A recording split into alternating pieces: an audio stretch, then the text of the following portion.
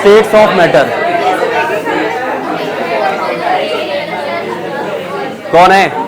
शांत हो जाओ, अभी नया चैप्टर स्टार्ट होने वाला है। जब भी कोई न्यू चैप्टर स्टार्ट हो तो बहुत ढंग से बैठना चाहिए ना, बातें नहीं करनी चाहिए, ठीक है। अब उसके बाद स्टार्ट करते हैं हम लोग। यहां पर क्या होगा, अगर हम लोग स्टेट्स ऑफ मैटर की बात करते हैं, कोई भी मैटर जो है वो मैक्सिमम 3 स्टेट में रहता है। बहुत अच्छे, सॉलिड, लिक्विड और गैस। अगर हम लोग बात करते हैं सॉलिड,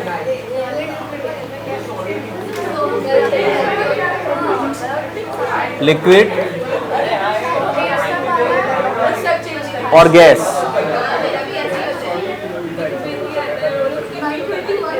सॉलिड, लिक्विड और गैस। अभी देखो, किसी ने भी बात की, कोई भी अगर बात करता हुआ पकड़ा गया तो उसको फिर आंसर देना पड़ेगा, क्वेश्चंस में पूछूंगा, ठीक है। इसलिए आप बेवजह बातें नहीं करेंगे, जब मैं आपसे कुछ बोलूंगा तभी आप बोलेंगे, अदरवाइज। अब उसके बाद क्या हो जाएगा, आगे चलते हैं। सॉलिड, लिक्विड और गैस। अब यहां पर क्या होगा, अगर हम लोग सॉलिड को थोड़ा सा हीट करें, सॉलिड को हीट कर, कोई भी सॉलिड है, सॉलिड सब्सटेंस है, उसको हीट करने पे क्या होता है? खड़े हो जाओ। अब तुम्हें बताना है कि मेटामेरिज्म क्या होता है, एक्सप्लेन करो, उसके बाद बैठो।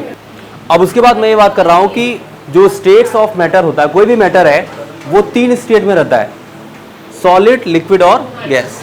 और ये आपस में इंटर कन्वर्टिबल हैं, मतलब इनको हम कन्वर्ट कर सकते हैं। कैसे?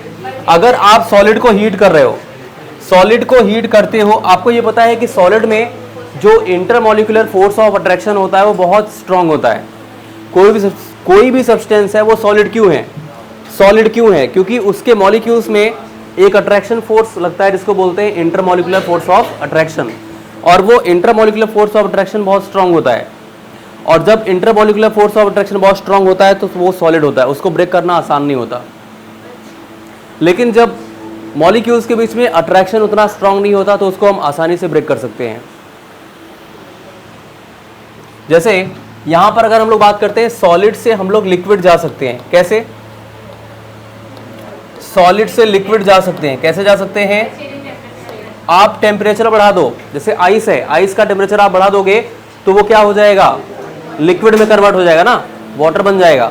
तो कहने का मतलब सॉलिड को लिक्विड में हम लोग कन्वर्ट कर सकते हैं। यहां पर हीटिंग, अगर हम उसको हीट करते हैं तो, और लिक्विड से फिर से सॉलिड में आ सकते हैं। कूलिंग, अगर उसको कूल करते हैं तो फिर से क्या बन जाएगा? सॉलिड बन जाएगा ना। तो लिक्विड को हम लोग सॉलिड में कन्वर्ट कर सकते हैं। कैसे? कूलिंग करके।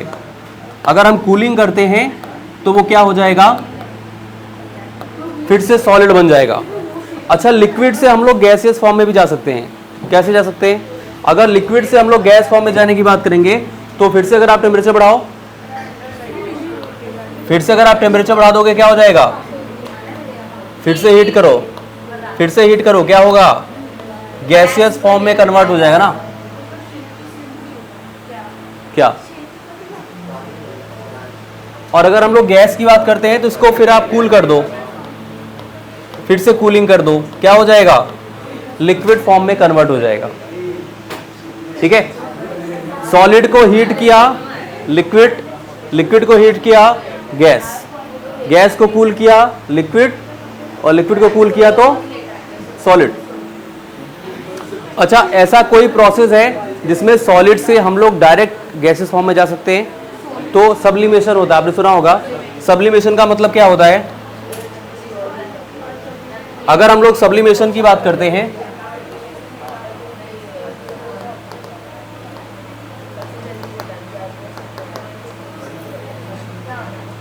process in which solid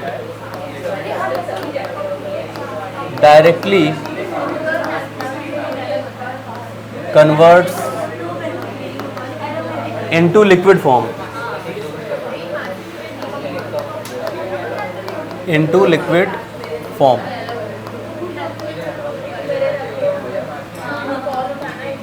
on heating, ऐसे लिखो, ऑन हीटिंग।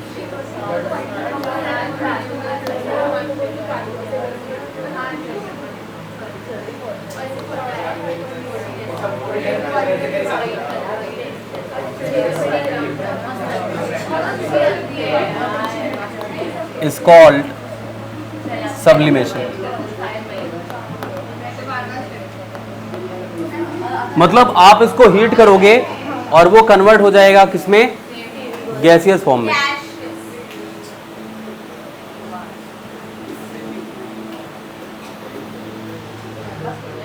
तो सॉलिड को हीट किया और वो सीधे गैसियस फॉर्म में कन्वर्ट हो गया, तो उसको हम लोग क्या बोलते हैं, सब्लिमेशन। और फिर से गैसेस को अगर आप कूल करो तो वो फिर से सॉलिड बन जाए, मतलब लिक्विड बने ही ना, तो उसे क्या बोलते हैं, डिपोजिशन। क्या बोलते हैं उसको, डिपोजिशन। अगर गैस, देखो सॉलिड को आप हीट करो तो वो किस में कन्वर्ट हो जाएगा, गैस में, उसको क्या बोलते हैं, उसको बोलते हैं सब्लिमेशन। इसको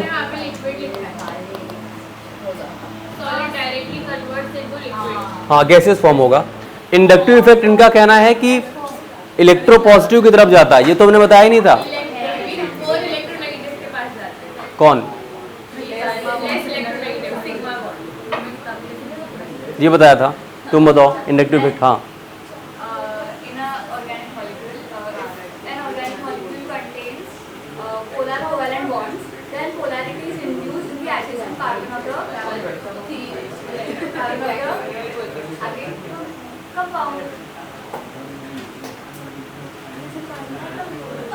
आप ऐसे बोल सकते थे कि इसमें डिस्प्लेसमेंट होता है। हाँ, displacement of sigma electron from less electronegative to more electronegative atom. वही कहाँ बोला, अच्छा इतना बहरा थोड़ी हूँ, आवाज आ रही है, हो गया ठीक है। अब उसके बाद यहां पर देखिए,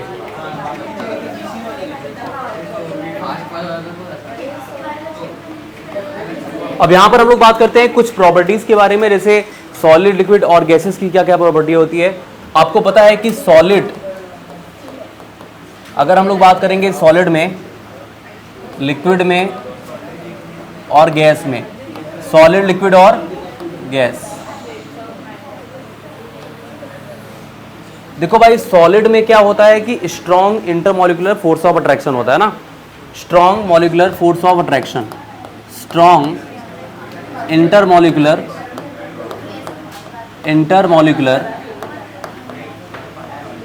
force of attraction, force of attraction, strong molecular force of attraction.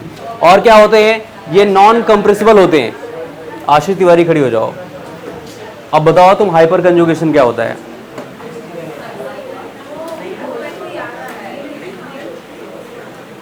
Hyper conjugation क्या है,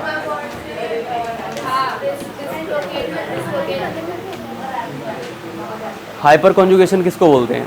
अब उसके बाद स्टार्ट करते हैं हम लोग यहाँ पे strong intermolecular force of attraction. और अगर कंप्रेसिबिलिटी की बात करते हैं तो सॉलिड क्या होता है, नॉन कंप्रेसिबल, हम इसको कंप्रेस नहीं कर सकते, तो कहने का मतलब नॉन कंप्रेसिबल होते हैं।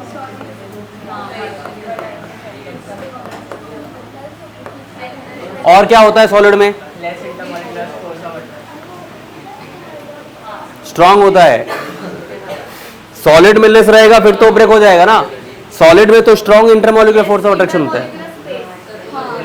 हाँ ये बोल सकते हो आप, स्पेस कम होता है मॉलिक्यूल्स के बीच में, मतलब इंटरमॉलिक्यूलर स्पेस जो होता है बहुत कम होता है, ठीक है।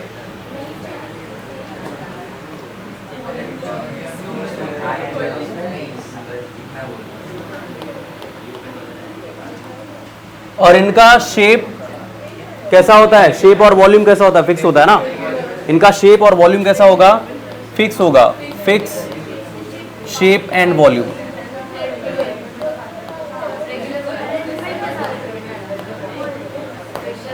इनका शेप और वॉल्यूम कैसा होता है, फिक्स होता है। फिर अगर हम लोग बात करते हैं लिक्विड स्टेट में, तो लिक्विड स्टेट में सॉलिड के कंपैरिजन में इंटरमॉलिक्यूलर जो फोर्स ऑफ अट्रैक्शन होता है वो कम होता है। लिक्विड में भी होगा बट सॉलिड कंपेरिजन में कम होता है, ठीक है। तो यहां पर क्या होगा, less intermolecular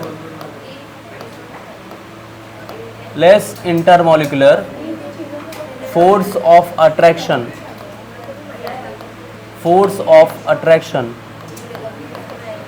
as compared to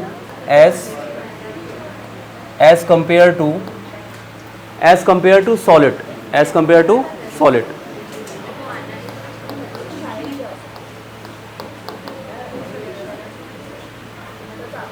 उसके बाद अगर हम लोग क्या करें, अगर इसकी बात करें तो लिक्विड कैसे होते हैं, कंप्रेसिबल होते हैं, कंप्रेस कर सकते हैं ना इसको, तो ये कंप्रेसिबल है।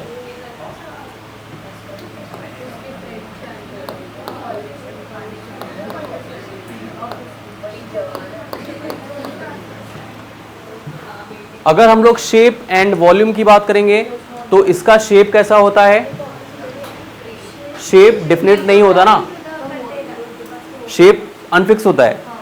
अगर किसी भी अलग अलग बर्तन में आप रखोगे इसको तो वो डिफरेंट टाइप का दिखेगा ना। अरे इसको ग्लास में रखोगे ग्लास के जैसे हो जाएगा, और बाउल में रखोगे बाउल के जैसे हो जाएगा। कहने का मतलब डिफरेंट टाइप्स हो सकता है।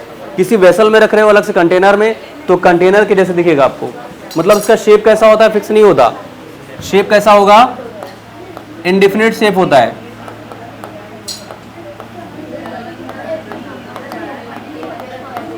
लेकिन वॉल्यूम क्या होगा, वॉल्यूम क्या होगा, वॉल्यूम फिक्स रहेगा ना। अरे अमाउंट ऑफ, अगर वाटर अगर 1 लीटर है तो 1 लीटर को आप किसी भी वेसल में रखो वो उतना ही रहेगा, चेंज तो होगा नहीं।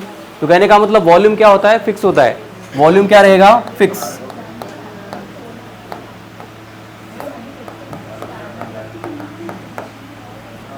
अब हम लोग बात करते हैं गैस की। यहां पर अगर हम लोग गैस की बात करेंगे तो इसमें इंटरमॉलिक्यूलर फोर्स ऑफ अट्रैक्शन कैसा होता है, बहुत वीक होता है ना। अगर हम लोग गैस की बात करते हैं तो इंटरमॉलिक्यूलर फोर्स ऑफ अट्रैक्शन बहुत वीक होता है। अरे धुआं को देखा है, कोई अट्रैक्शन है उसमें, नहीं। तो यहां पर क्या होगा, weak intermolecular force of attraction.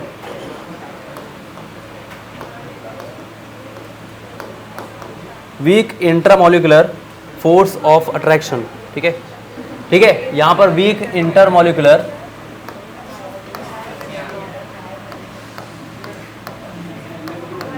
Force of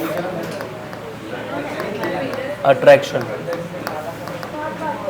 दिख रहा है ना, weak intermolecular force of attraction. अब उसके बाद क्या होगा, इसमें अगर हम लोग और दूसरे पॉइंट्स की बात करते हैं, ये कंप्रेसिबल होते हैं तो हाईली कंप्रेसिबल होते हैं। अरे भाई सॉफ्ट ड्रिंक्स में क्या होता है, कार्बन डाइऑक्साइड, और कार्बन डाइऑक्साइड को हाईली प्रेशर पे इवॉल्व करते हैं। एलपीजी में भी वहां पर हाईली प्रेशर पे गैसेस इवॉल्व होती हैं। तो यहां पर क्या होगा, हाईली कंप्रेसिबल।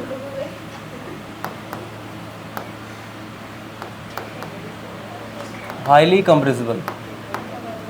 और यहां पर क्या होता है भाई, इनका शेप और वॉल्यूम कुछ भी फिक्स नहीं होता, न तो शेप फिक्स होता है और न तो वॉल्यूम फिक्स होता है। दोनों अनडिफाइंड होते हैं या इनडिफिनिट होते हैं, shape and volume. Shape and volume दोनों क्या होंगे, इनडिफिनिट।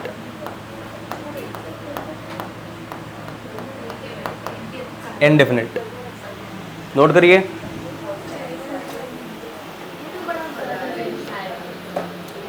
मैंने देखो अभी समझाया उसको कि थोड़ा साइड में हो जाओ, फिर चिपक गई जाके, हो गया ना।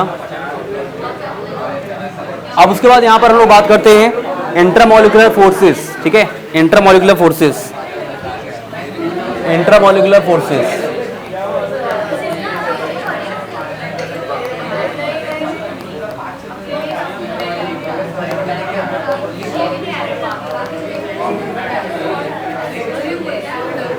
कौन है जो बातें कर रहा है,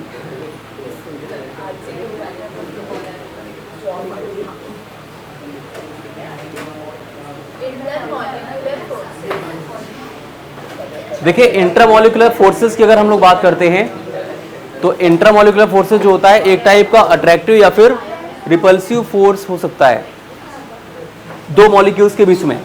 और कैसे मॉलिक्यूल्स, नेबरिंग मॉलिक्यूल्स, ठीक है। दो नेबरिंग मॉलिक्यूल्स के बीच में अट्रैक्टिव या फिर रिपल्सिव फोर्स हो सकता है। और उसी अट्रैक्टिव और फिर रिपल्सिव फोर्स को हम लोग क्या बोलते हैं, इंटरमॉलिक्यूलर फोर्सेस। ठीक है, तो ये क्या होता है, अट्रैक्टिव और repulsive forces between two neighbouring molecules.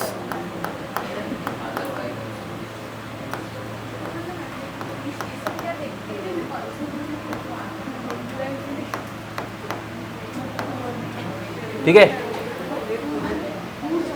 अच्छा एक बात और ध्यान देना, अगर डिस्टेंस बढ़ता रहता है, डिस्टेंस के बढ़ने से इंटरमॉलिक्यूलर फोर्स कम हो जाता है।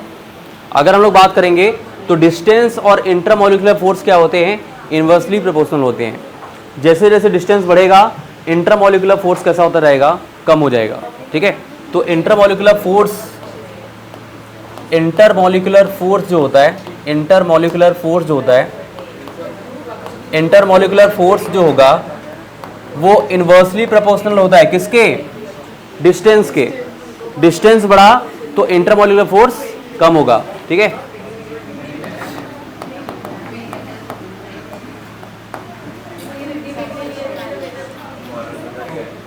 अब उसके बाद यहां पर हम लोग बात करते हैं टाइप्स ऑफ इंटरमॉलिक्यूलर फोर्स।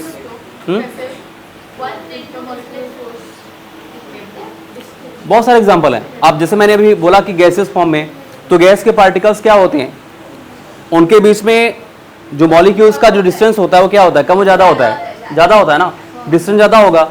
और अगर डिस्टेंस ज़्यादा हुआ तो अट्रैक्शन फोर्स कैसा हो जाता है, वीक हो जाता है ना।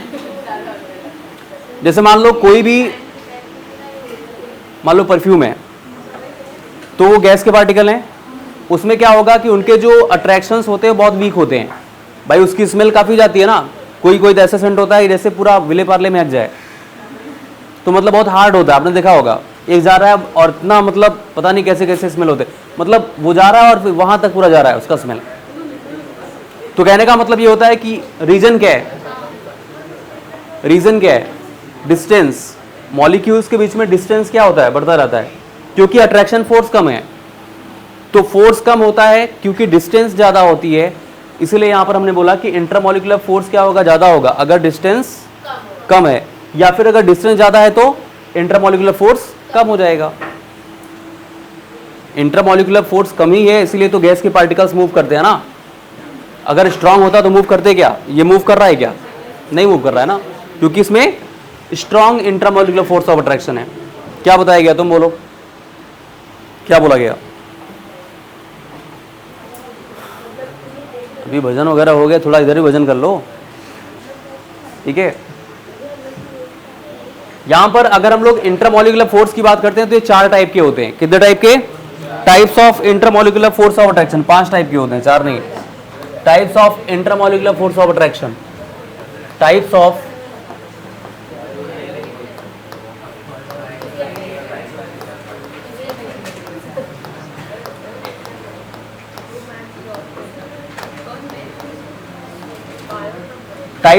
Intermolecular force of attraction, force of attraction.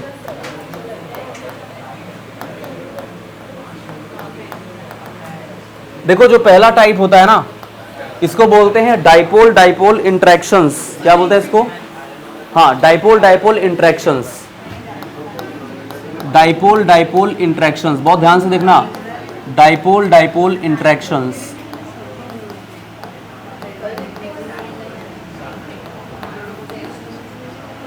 Dipole dipole interactions. Second जो होता है उसको बोलते हैं आयन डाइपोल इंटरेक्शन। क्या बोलते हैं, आयन डाइपोल इंटरेक्शंस।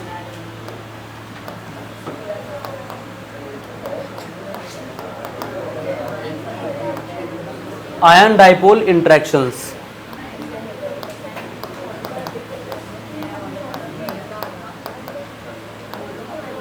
और थर्ड होता है, इसको बोलते हैं dipole induced dipole interaction, dipole induced dipole interaction. ठीक है,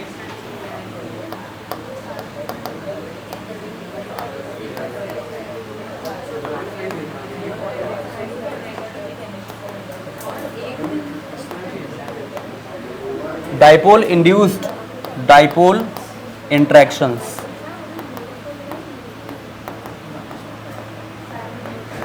निधि तुम बात मत करो, बहुत बात कर रही हो। Dipole induced dipole interactions. और फोर्थ क्या होता है? Van der Waals forces. वॉन्डरवॉल फोर्सेस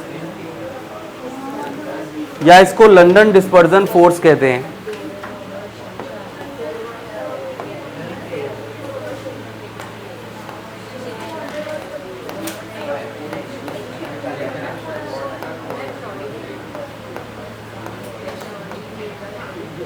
और फिफ्थ होता है हाइड्रोजन बॉन्डिंग।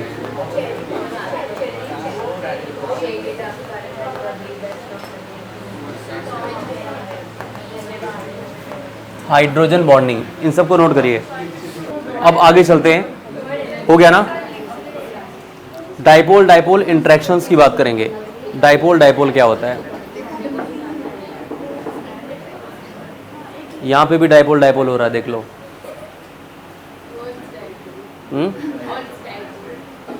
हाँ, वही समझाने वाला हूं।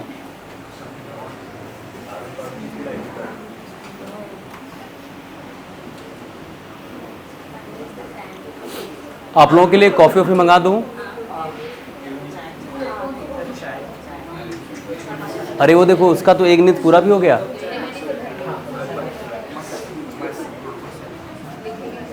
डाइपोल डाइपोल इंट्रैक्शंस, इसको बहुत ध्यान से देखिए। क्या हुआ?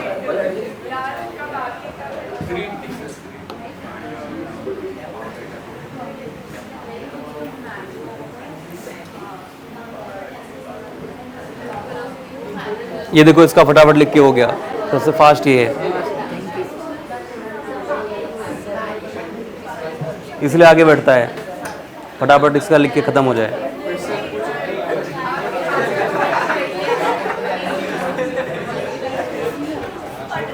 सिंसियर स्टूडेंट है, ऐसा नहीं है।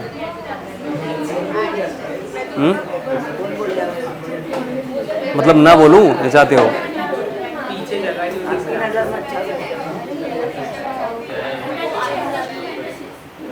तो अपनी नज़र में अच्छे नहीं हो, अपनी नज़र में अच्छे नहीं हो। अरे क्यों नहीं होना चाहिए? नोट कर लिया? ठीक है। अब उसके बाद बात करते हैं, यहाँ पे बहुत ध्यान से देखिए।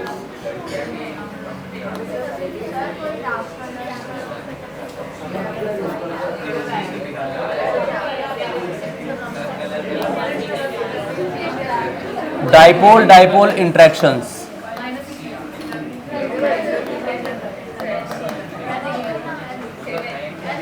डाइपोल डाइपोल इंट्रैक्शंस, ठीक है, बहुत ध्यान से देखना। Dipole dipole interactions.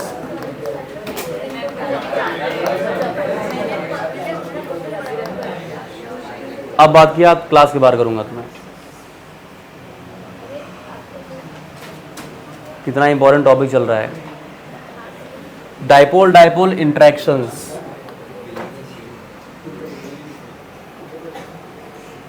देखो, इस टाइप के इंट्रैक्शंस में क्या होता है कि हम लोग दो पोलर मॉलिक्यूल लेते हैं। दो पोलर मॉलिक्यूल सेम भी हो सकते हैं या फिर डिफरेंट भी हो सकते हैं, बट दो होने चाहिए। इसमें दो पोलर मॉलिक्यूल, जैसे मान लो एक HCl हमने लिया यहां पर और एक दूसरा HCl यहां पर लिया, ठीक है।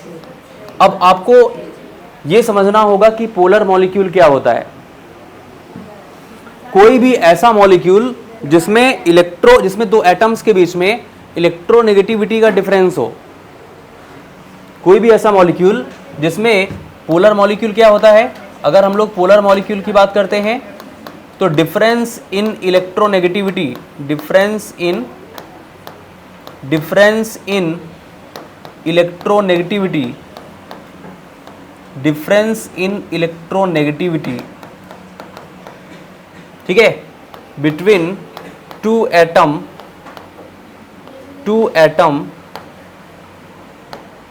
इन अ मॉलिक्यूल, ठीक है। किसी भी मॉलिक्यूल में दो एटम्स के बीच में अगर इलेक्ट्रोनेगेटिविटी का डिफरेंस है तो उसे क्या बोलते हैं हम लोग? पोलर बोलते हैं। जैसे अगर आप HCl देखो तो HCl में क्लोरीन जो होता है वो ज़्यादा इलेक्ट्रोनेगेटिव होता है, क्लोरीन इलेक्ट्रॉन खींचने वाला होता है, हाइड्रोजन इलेक्ट्रॉन देने वाला होता है। हाइड्रोजन इलेक्ट्रोपॉजिटिव है, क्लोरीन इलेक्ट्रोनेगेटिव है। इस बॉन्ड के जो इलेक्ट्रॉन होते हैं वो इसकी तरफ शिफ्ट होते हैं, क्लोरीन की तरफ, इसलिए यहां पर होता है डेल माइनस और इसके ऊपर क्या हो जाता है, डेल प्लस। डेल प्लस या डेल माइनस क्या है, मैंने आपको बताया था इंडक्टिव इफेक्ट में, वहां पर इसको बोलते हैं पार्शियल चार्ज डेवलपमेंट। क्या बोलते हैं इसको, पार्शियल चार्ज डेवलपमेंट। और मैंने आपको बताया था कि जितना डेल प्लस बढ़ता जाएगा उसका इंडक्टिव इफेक्ट उतना ही कम होता रहता है, मतलब डिस्टेंस डिपेंडेंट इफेक्ट होता है ना। तो यहां पर क्या होगा, ये प्लस माइनस होगा और यहां पर भी क्या हो जाएगा, प्लस माइनस होगा ना, प्लस माइनस प्लस माइनस। तो कभी भी किसी मॉलिक्यूल में जिसमें एक ज्यादा इलेक्ट्रोनेगेटिव हो और एक कम इलेक्ट्रोनेगेटिव हो, तो वहां पर चार्ज डिस्ट्रीब्यूशन हो जाता है प्लस माइनस। भाई एक ज्यादा इलेक्ट्रोनेगेटिव रहेगा तो इलेक्ट्रॉन खींचेगा और एक कम इलेक्ट्रोनेगेटिव है तो इलेक्ट्रॉन दे देगा। तो जब कभी भी इलेक्ट्रॉन्स कोई दे रहा है और कोई इलेक्ट्रॉन एक्सेप्ट कर रहा है, ऐसी कंडीशन हो रही है, मतलब इलेक्ट्रोनेगेटिविटी का डिफरेंस है, तो वहां पर चार्ज जनरेट होता है प्लस माइनस। उसी को बोलते हैं डाइपोल्स। क्या बोलते हैं उसको, डाइपोल्स। ठीक है, प्लस माइनस इसका मतलब डाइपोल्स होता है। ठीक है, अब उसके बाद क्या होगा कि एक पोलर मॉलिक्यूल का जो नेगेटिव पार्ट होता है वो दूसरे पोलर मॉलिक्यूल के पॉजिटिव पार्ट से इंटरेक्ट करता है। इसका जो Cl माइनस होगा वो किससे इंटरेक्ट करेगा, H प्लस से। Cl माइनस किससे इंटरेक्ट करेगा, H प्लस से। कहने का मतलब अगर आपसे पूछा गया कि डाइपोल डाइपोल इंटरेक्शंस क्या है, तो आप बताओगे कि डाइपोल डाइपोल इंटरेक्शंस का मतलब है कि हम लोग दो पोलर मॉलिक्यूल लेते हैं, वो दो पोलर मॉलिक्यूल सेम भी हो सकता है और डिफरेंट भी हो सकता है। तो उन पोलर मॉलिक्यूल्स में दोनों पोलर मॉलिक्यूल्स में जो पहला पोलर मॉलिक्यूल्स है उसका जो नेगेटिव पार्ट होता है वो दूसरे पोलर मॉलिक्यूल के पॉजिटिव पार्ट के साथ इंटरेक्ट करता है, और इसी को बोलते हैं हम लोग डाइपोल डाइपोल इंटरेक्शंस। क्या बोलते हैं इसको, डाइपोल डाइपोल इंटरेक्शंस। पहले मैं एक स्टेटमेंट आपको नोट करवा रहा हूं, फिर आप उसके बाद इसको नोट करिएगा। देखो यहां पर भी एक इंटरेक्शन फोर्स लगेगा ना, अट्रैक्टिव फोर्स तो यहां भी लगेगा ना, अपोजिट चार्ज की वजह से। वो जा नहीं रहा है बट इंटरेक्ट तो करेगा ना, मतलब एक फोर्स क्रिएट होता है वहां पे। अगर दो पोलर मॉलिक्यूल को रखते हैं तो प्लस माइनस चार्ज जनरेट होगा, और प्लस माइनस क्या करते हैं, दूसरे को अट्रैक्ट तो करते ही हैं, तो वही इंटरेक्शन लगता है यहाँ पे। उसी को बोलते हैं, बॉन्ड नहीं बनेगा, उसी को बोलते हैं डाइपोल डाइपोल इंटरेक्शंस। ठीक है, इंटरेक्शंस का मतलब ये नहीं होता कि बॉन्ड बन जाए। इंटरेक्शंस का मतलब ये नहीं होता कि बॉन्ड बन ही जाएगा, डिपेंड करता है। ठीक है, इंटरेक्शंस कई बार होते हैं लेकिन बॉन्ड हर बार नहीं बनता। ठीक है, डाइपोल डाइपोल इंटरेक्शंस।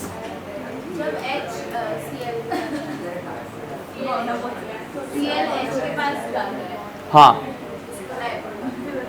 पास नहीं जाएगा, सिर्फ इंटरेक्ट करेगा।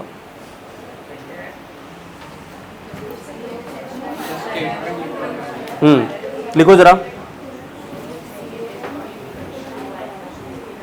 व्हेन ए पोलर मॉलिक्यूल, पहले मैं जो बोल रहा हूं उसको लिखो फिर इसको नोट करना। When a polar molecule,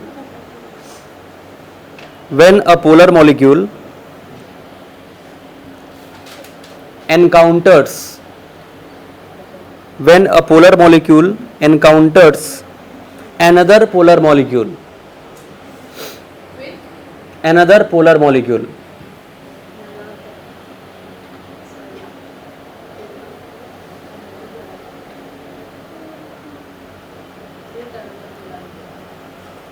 the positive end of one molecule, the positive end of one molecule, the positive end of one molecule is attracted,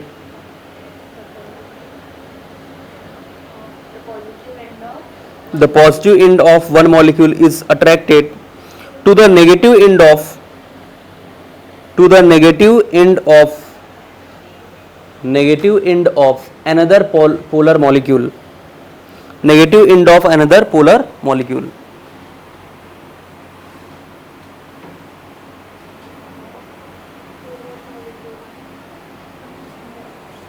Many such molecules have dipoles.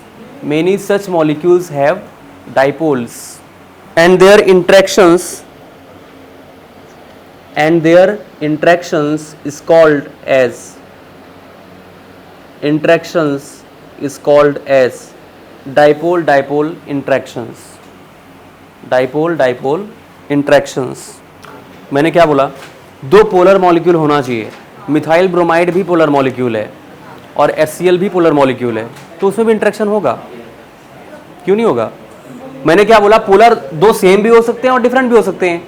तो अगर सेम पोलर मॉलिक्यूल है तो भी interaction लगेगा, और अगर different हुआ but polar होना चाहिए।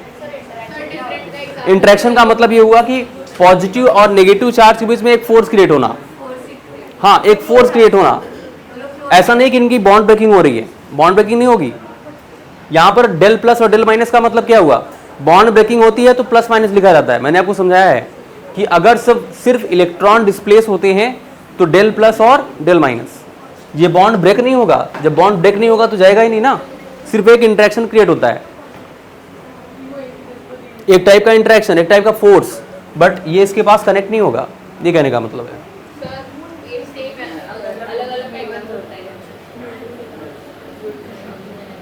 बहुत सारे एग्जांपल है भाई, जैसे यहां पर देख लो, HCl हो गया,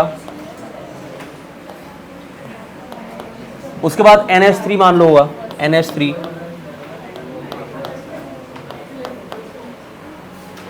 ठीक है।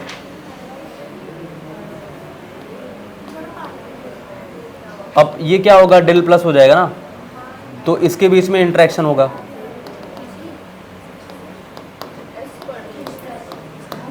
बहुत सारे एग्जांपल हैं।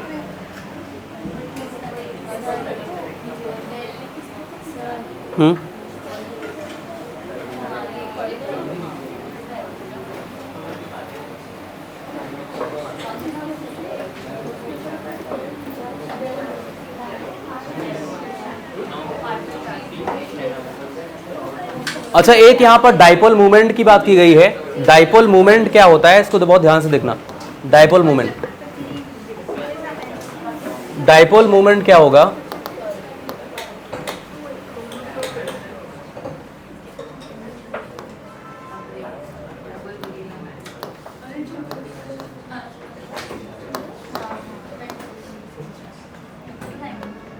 डाइपोल मूवमेंट को हम लोग म्यू से रिप्रेजेंट करते हैं। किससे करते हैं, म्यू से। और म्यू क्या होता है, Q इंटू डी। क्यू मतलब चार्ज होता है, और ये क्या है, डिस्प्लेसमेंट। हम लोग केमिकल बॉन्डिंग में पढ़ेंगे डाइपोल मूवमेंट के बारे में, केमिकल बॉन्डिंग में, ठीक है। बट अभी के लिए यहां पर थोड़ा सा आप समझ लो कि अगर डाइपोल मूवमेंट पूछा रहा है तो क्या होता है, म्यू। इसको म्यू से रिप्रेजेंट करते हैं डाइपोल मूवमेंट को, और ये होता क्या है, चार्ज इनटू डिस्प्लेस। कहने का मतलब किसी भी मॉलिक्यूल में दो एटम्स के बीच में चार्ज और उसके डिस्टेंस मतलब डिस्प्लेसमेंट का जो मल्टीप्लिकेशन होता है वो क्या होता है, डाइपोल मूवमेंट। यहां पर क्या होगा, चार्ज सेपरेशन। और ये क्या हो, म्यू क्या होता है, डाइपोल मूवमेंट। इसकी यूनिट क्या होती है,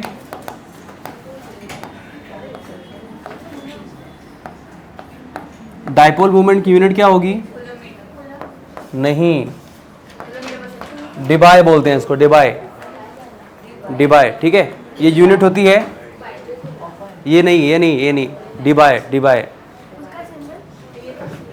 डिबाय को डी से रिप्रेजेंट करते हैं। हाँ, तो ये इसकी यूनिट होती है।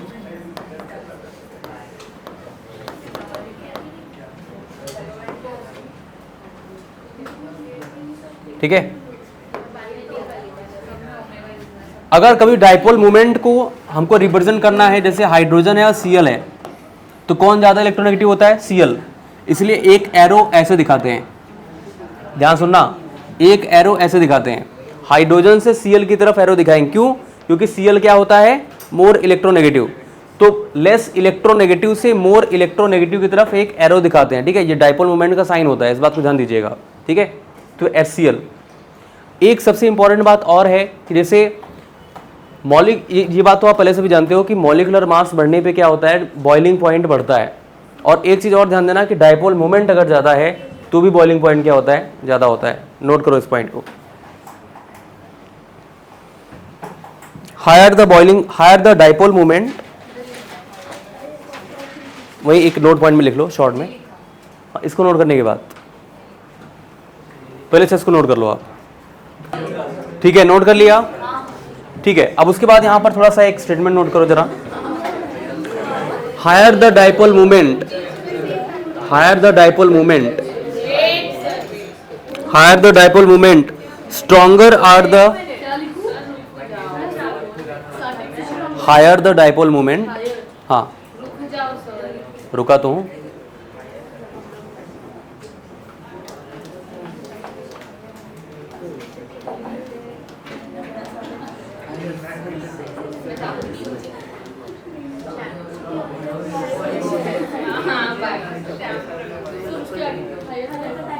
higher the dipole moment, stronger are the intermolecular forces, stronger are the intermolecular forces, stronger are the intermolecular forces, generally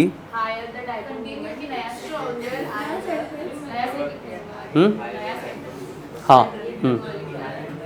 generally leading to higher boiling points, generally leading to higher boiling points, leading to higher boiling points, कौन है ये? Sir मैंने आपको रुकने बोला था, आपने चालू कर दिया। इतना देर तक कौन रुक सकता है कि नहीं?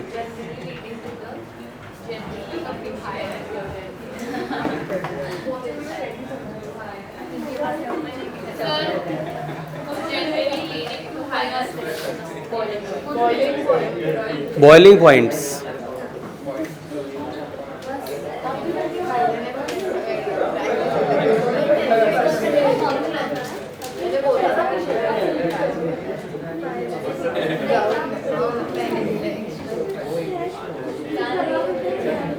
अब उसके बाद आयन डाइपोल इंटरेक्शंस यहां पर बात करते हैं हम लोग।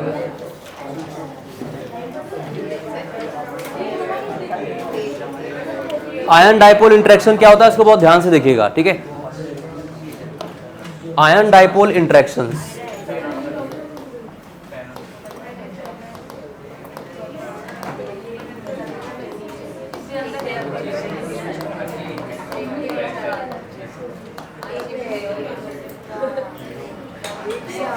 देखो आयन डाइपोल का मतलब क्या होता है कि कभी भी किसी केटायन या एनायन,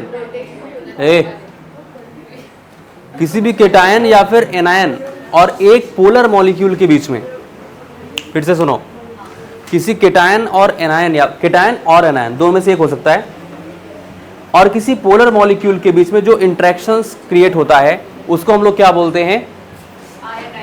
आयन डाइपोल इंटरेक्शन। जैसे मान लो केटायन है कोई, पॉजिटिवली चार्ज्ड है, और वो किसी पोलर मॉलिक्यूल के कौन से चार्ज के साथ कनेक्ट होगा? माइनस चार्ज के साथ, प्लस माइनस, ठीक है। तो यहाँ पर क्या हो जाएगा, जैसे यहाँ पर मान लो कि सोडियम क्लोराइड है, अगर हम सोडियम क्लोराइड को वाटर में डिसॉल्व करते हैं ना, NaCl और H2O, तो NaCl क्या क्या देता है? Na plus and Cl minus, ठीक है, और H2O ये रहेगा। एक बात ध्यान देना कि पूछा जाता है कि सोडियम क्लोराइड का जो केटायन और एनायन है वो दोनों वाटर में डिसॉल्व होता है, तो बिल्कुल सही बात है, दोनों वाटर में डिसॉल्व होता है। कैसे डिसॉल्व होता है इसको बहुत ध्यान से देखिएगा। अरे सोडियम क्लोराइड नमक जो होता है वाटर में सोल्यूबल है कि नहीं है? अब यहाँ पर देखो, इसके केटायन और एनायन दोनों सोल्यूबल होते हैं वाटर में। कैसे? अगर हम लोग यहाँ पर केटायंस की बात करेंगे तो यहाँ पर सोडियम प्लस हो जाएगा, होगा ना, और यहाँ पर क्या होता है, अगर हम लोग H2O की बात करते हैं तो H2O में क्या होगा?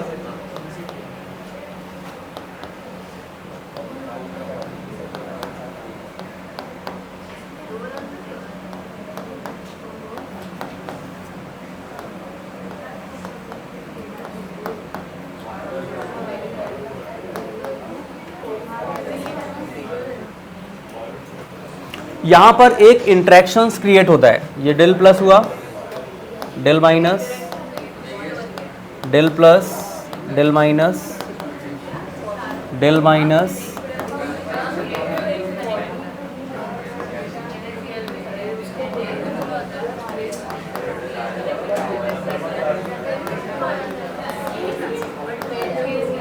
अब उसके बाद होता क्या है, इसको बहुत ध्यान से देखना। यहाँ पे Na+ जो होगा,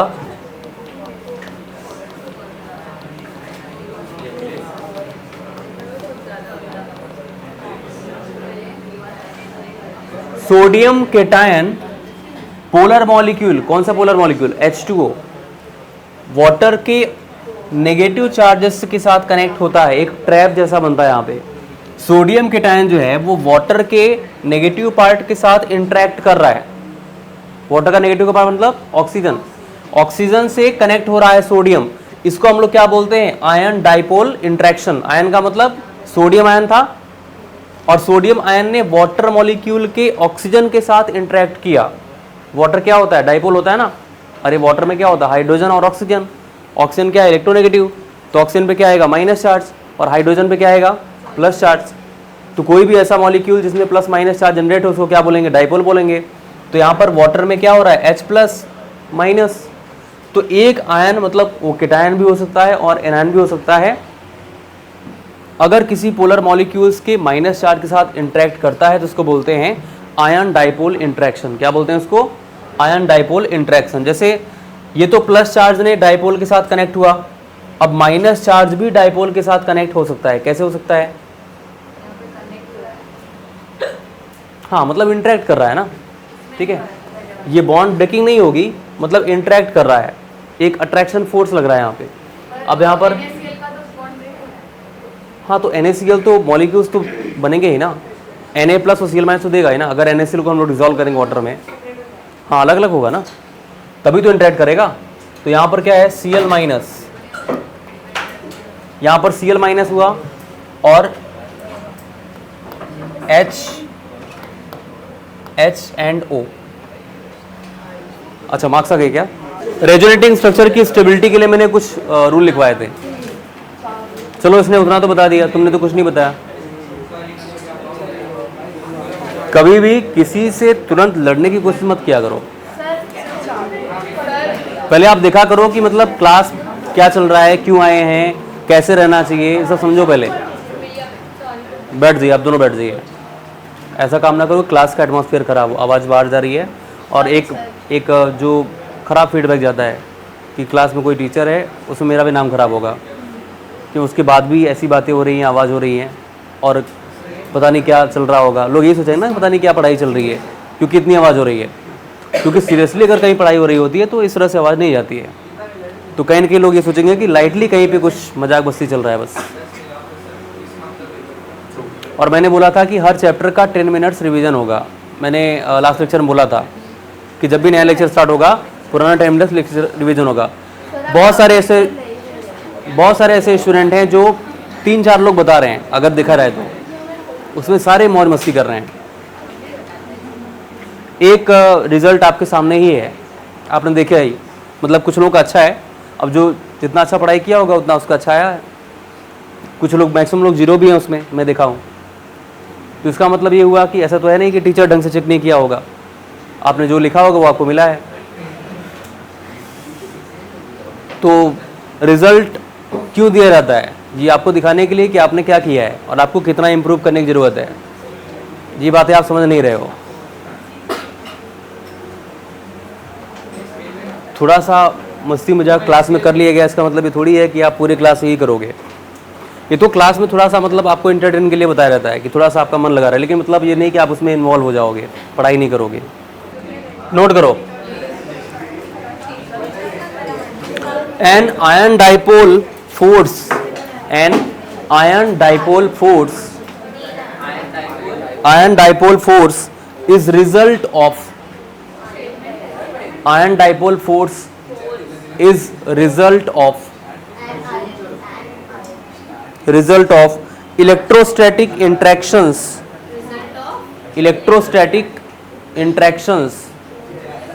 नोट करो क्या हो रहा है, electrostatic interactions between an ion,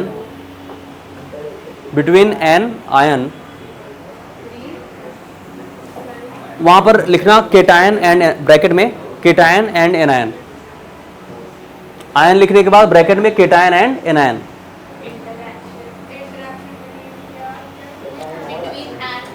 between an ion, bracket में केटायन और एनायन, मतलब दोनों हो सकते हैं। ब्रैकेट बंद कर दो अभी। And the partial charges, and the partial charges, and the partial charges on a polar molecule, on a polar molecule, polar molecule between an ion, cation or anion, and the partial charges on a polar molecule.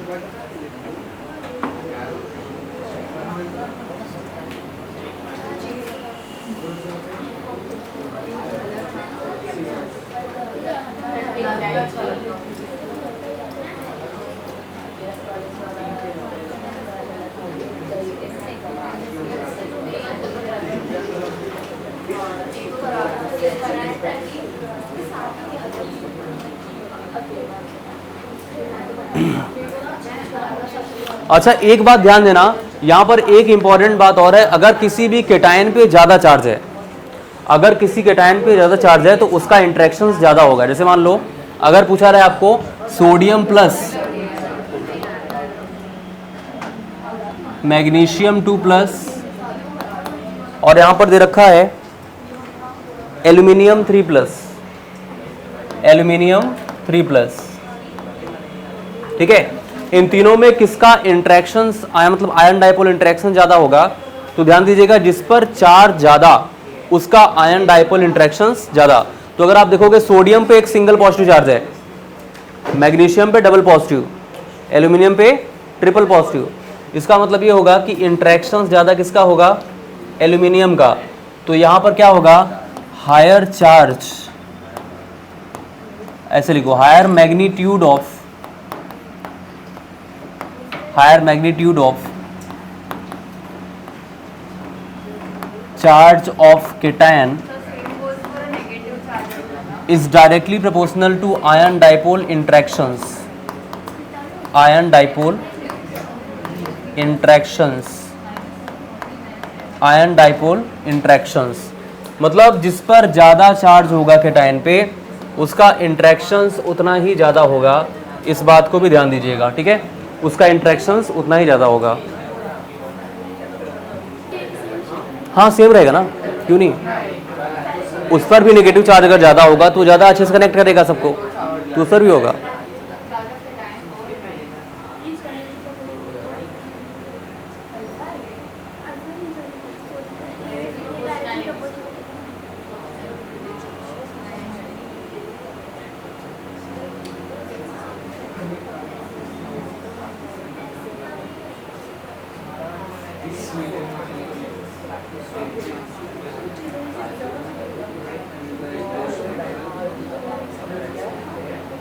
अब उसके बाद dipole induced dipole interactions.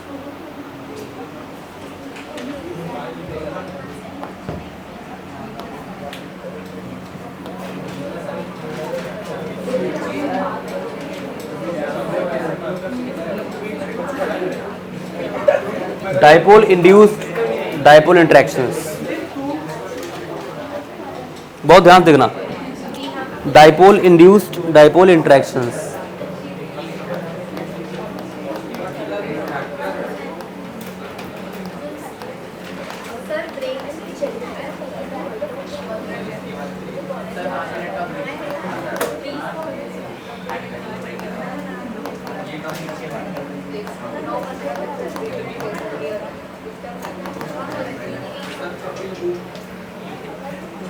देखो, dipole induced dipole interactions का मतलब क्या होता है कि यहां पर एक पोलर मॉलिक्यूल होता है और एक नॉन पोलर मॉलिक्यूल होता है, दो होते हैं, एक पोलर होगा और दूसरा नॉन पोलर। जैसे मान लो यहां पे NH3 और एक है बेंजीन C6H6। देखो ये क्या होता है? Polar molecule. क्या होता है? Polar molecule. और ये क्या है? Non polar, non polar. मतलब अगर आपको बोला जाए कि डाइपोल इंड्यूस्ड डाइपोल इंटरेक्शंस, तो ये जो इंटरेक्शन होता है वो एक पोलर के बीच में होता है, दूसरा नॉन पोलर के बीच में। कैसे होता है? बहुत ध्यान से देखना, यहां पर नाइट्रोजन हाइड्रोजन और यहाँ पर हाइड्रोजन, ठीक है, और यहाँ पर क्या होगा C6H6।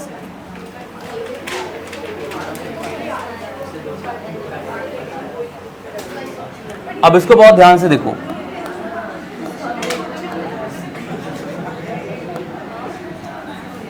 ठीक है।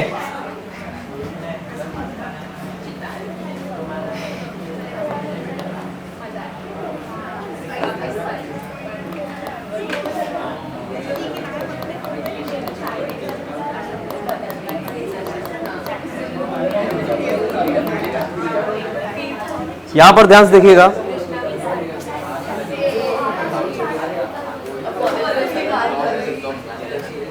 एक स्टैंड अप। सर मेरे को कह रहे ब्रेक मांगो, मैं कह रही हूँ 9:30 तो होने लगी 3 बार। नहीं, बात कुछ भी हुई हो, मुझे क्वेश्चन पूछना है। खड़े हो जाओ। डायपोल डायपोल इंटरेक्शंस क्या होता है? अब इसको बहुत ध्यान सुनो। यहां पर एक पोलर मॉलिक्यूल और दूसरा नॉन पोलर मॉलिक्यूल हम लोग लेते हैं। इसमें पोलर मॉलिक्यूल में तो चार्ज डिस्ट्रीब्यूशन बहुत आसानी से हो जाता है, प्लस माइनस, ठीक है। लेकिन जो नॉन पोलर है, नॉन पोलर में कोई भी चार्ज डिस्ट्रीब्यूशन नहीं होगा, मतलब कोई डायपोल्स क्रिएट नहीं होता है। मेरी बात ध्यान सुनो।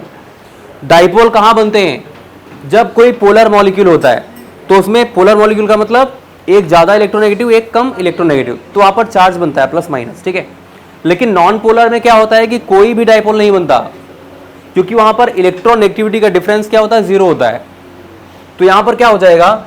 NH3 तो एक डायपोल्स क्रिएट करेगा, क्योंकि यहां पर क्या हो जाएगा? डेल माइनस, यहां पे डेल प्लस, डेल प्लस और यहां पर डेल प्लस हो जाएगा। लेकिन यहां पर कोई चार्ज नहीं। तो नाइट्रोजन को जब NH3 को हम लोग बेंजीन के साथ अप्रोच कराते हैं, मतलब पोलर मॉलिक्यूल को नॉन पोलर मॉलिक्यूल के बगल में रखते हैं, तो यहां पर नाइट्रोजन को ऐसा फील होता है, नाइट्रोजन को ऐसा लगता है कि उसके ऊपर कैसा है? पॉजिटिव चार्ज है। उसके ऊपर पॉजिटिव चार्ज है नहीं, बट यहां पर क्या था? माइनस चार्ज था। इसके ऊपर डेल माइनस है। तो ये जैसे ही इसके पास में इसको रखते हैं, इसको ऐसा लगता है कि बेंजीन का जो कार्बन है उसके ऊपर कैसा है? Plus charge.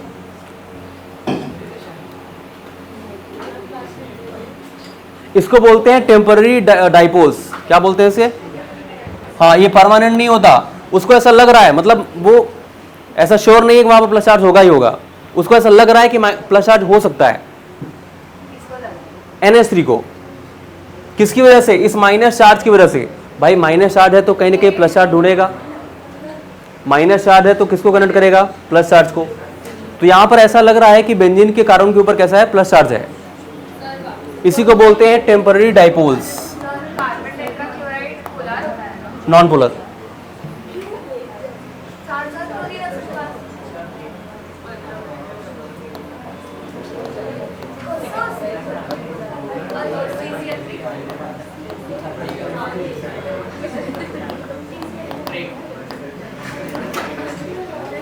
कौन है break?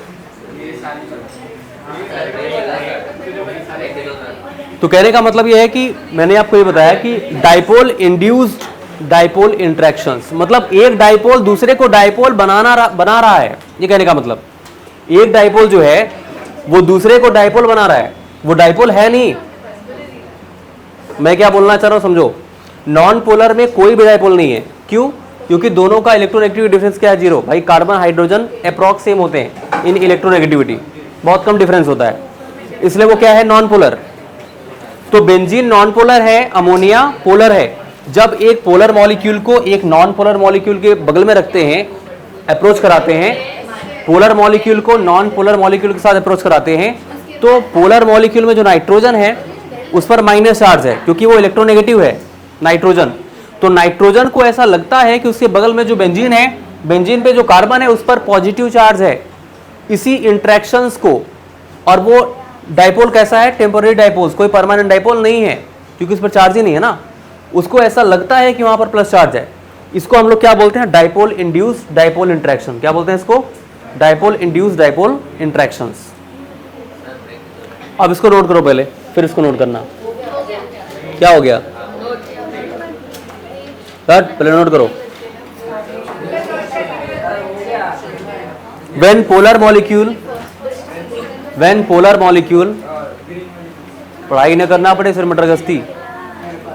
when polar molecule like H2O NH3, when polar molecule like H2O NH3,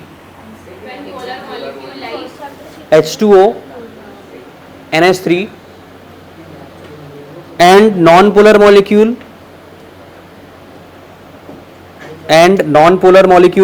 like benzene,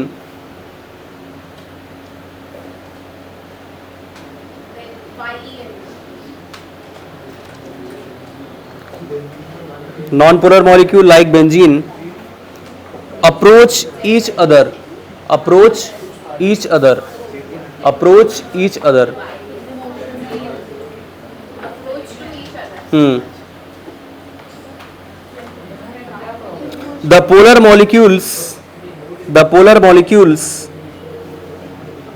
the polar molecules induce dipole, the polar molecule induced dipole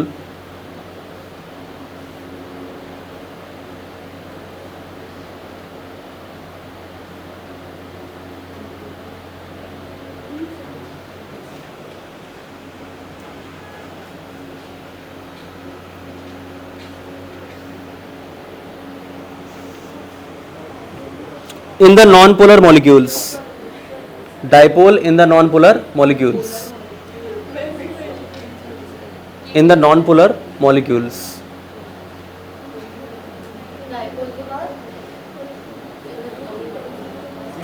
hence temporary dipoles are formed, temporary dipoles are formed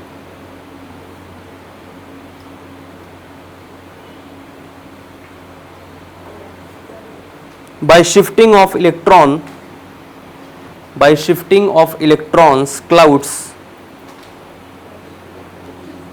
shifting of electron clouds in non-polar molecules, clouds in non-polar molecules 5 minute का break है आपके लिए। Non polar molecules, एक polar molecule और दूसरा non polar molecule. Polar molecule का जो charge होगा माइनस चार्ज, उसको ऐसा लगेगा कि उसके बगल में पॉजिटिव चार्ज है, बगल वाले नॉन पोलर कंपाउंड में कार्बन पे पॉजिटिव चार्ज है, उसको ऐसा लगेगा, बट ऐसा होता नहीं है वहां पे, इसीलिए इसको बोलते हैं टेम्पररी डाइपोल्स। तो इसको बोलते हैं हम लोग, इस ये जो इंटरेक्शंस होता है वो ऐसा फील कर रहा है, कौन? नाइट्रोजन। तो यहां पर क्या होगा? Dipole induced dipole interaction. Induce का मतलब होता है कि जनरेट कर लेना, सोच लेना, जैसे आप एज्यूम कर लेते हो ना कि एक्स है वाई है, वैसे वो भी एज्यूम कर रहा है कि यहां पर कोई चार्ज है, माइनस चार्ज, ये सोच रहा है कि वहां पर प्लस चार्ज है। Very good. देखो यहां पे हम लोग एक पोलर मॉलिक्यूल लेते हैं, सुन लो ध्यान से, अभी नौटंकी मत करना। एक प्लस चार्ज है, मतलब एक पोलर मॉलिक्यूल है, और दूसरा नॉन पोलर मॉलिक्यूल है। मैंने आपको ये बताया कि पोलर मॉलिक्यूल में क्या होता है कि डाइपोल क्रिएट होता है। डाइपोल का मतलब जब इलेक्ट्रोनेगेटिविटी का डिफरेंस होता है तो वहां पर प्लस माइनस चार्ज जनरेट होते हैं, इसी को बोलते हैं डाइपोल। बट नॉन पोलर में क्या होता है कि कोई भी डाइपोल क्रिएट नहीं होगा, क्योंकि इलेक्ट्रोनेगेटिविटी का डिफरेंस 0 होता है उसमें। तो यहां पर माइनस चार्ज हो गया नाइट्रोजन पे। जब एक पोलर मॉलिक्यूल को नॉन पोलर मॉलिक्यूल के पास अप्रोच कराते हैं तो इस माइनस चार्ज, जो कि नॉन पोलर मॉलिक्यूल का माइनस चार्ज जो है, उसको ऐसा लगता है कि नॉन पोलर मॉलिक्यूल का जो कार्बन है उसके पास प्लस चार्ज है। वो एज्यूम करता है, ऐसा सच में नहीं होता कोई प्लस चार्ज, वो एज्यूम कर रहा है कि यहां पर कोई प्लस चार्ज हो सकता है। इसी इंटरेक्शन को हम लोग बोलते हैं dipole induced dipole interaction. Induce का मतलब क्रिएट कर लेना, खुद से मान लेना। तो डाइपोल, एक डाइपोल इंड्यूस कर रहा है दूसरे पे, डाइपोल इंड्यूस डाइपोल इंटरेक्शन। अगला वाला डाइपोल नहीं है, बट वो उसको जानबूझ के समझ रहा है कि डाइपोल है, इसी को बोलते हैं डाइपोल इंड्यूस डाइपोल इंटरेक्शंस। इसको हम लोग टेम्पररी डाइपोल्स बोलते हैं। क्या बोलते हैं इसको?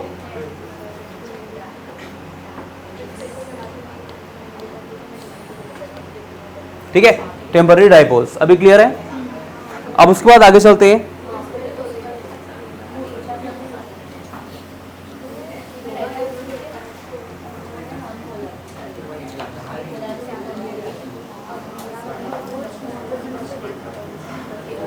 नोट करना इसमें London dispersion force.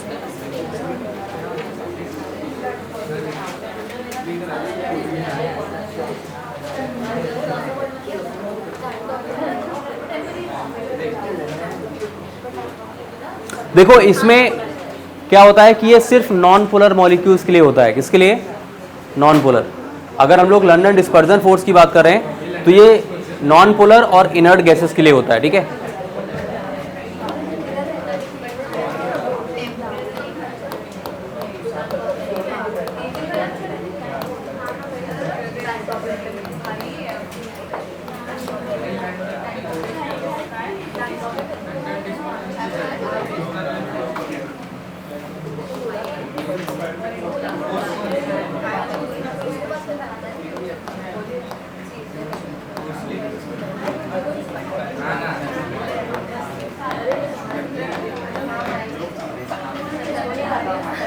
only for non-polar molecule and inert gases.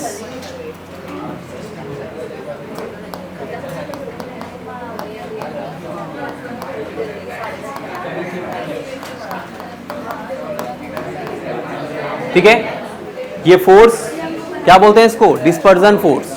और डिस्पर्जन फोर्स कहां पर होता है? नॉन पोलर मॉलिक्यूल और इनर्ट गैसेस के लिए, non polar and inert gases के लिए। ठीक है,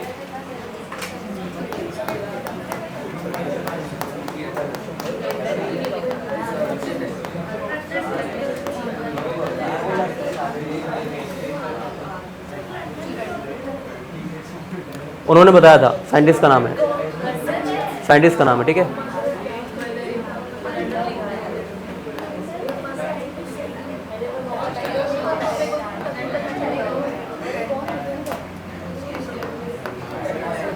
नोट करिए इसको।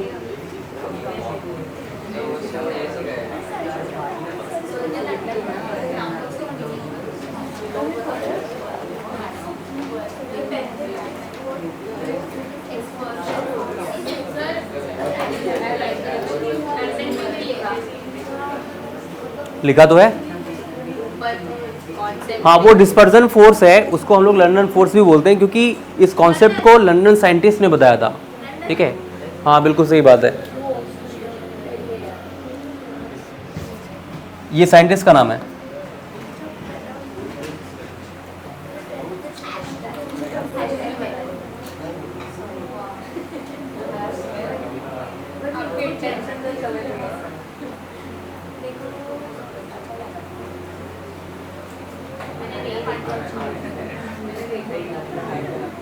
अच्छा, इसको वॉन्डर वॉल फोर्स भी बोलते हैं। क्या बोलते हैं? Van der Waals force.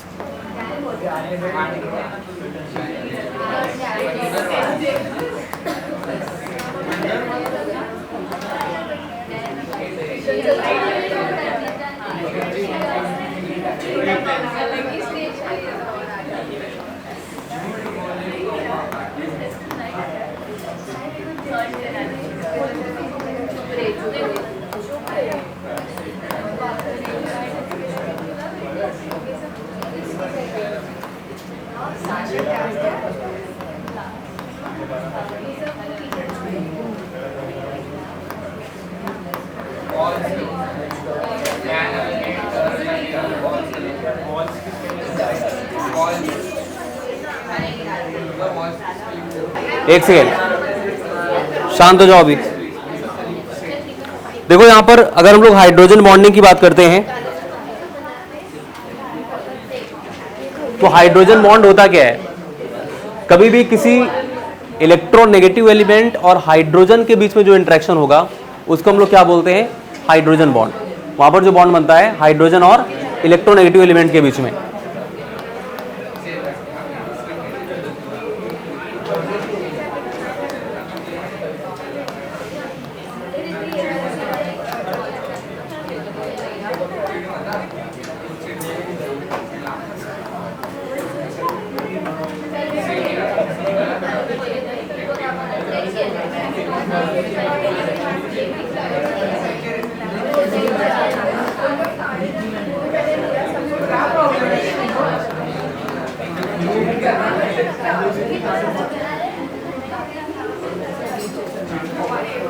आप दोनों खड़े हो जाओ, इसीलिए बातें कर रही हो। आंसर बताओ फिर जाओ।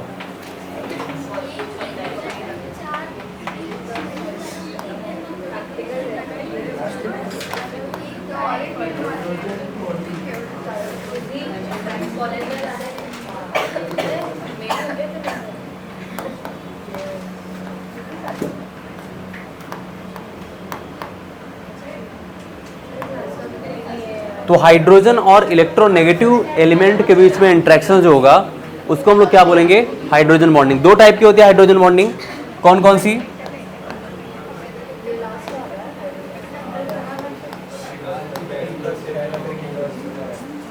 To type of hydrogen bonding, H bonding, कौन कौन सा? एक होता है इंटरमॉलिक्यूलर हाइड्रोजन बॉन्डिंग, इंटरमॉलिक्यूलर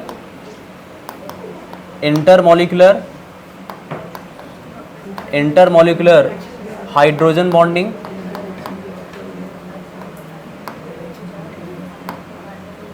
और एक होता है इंट्रामॉलिक्यूलर।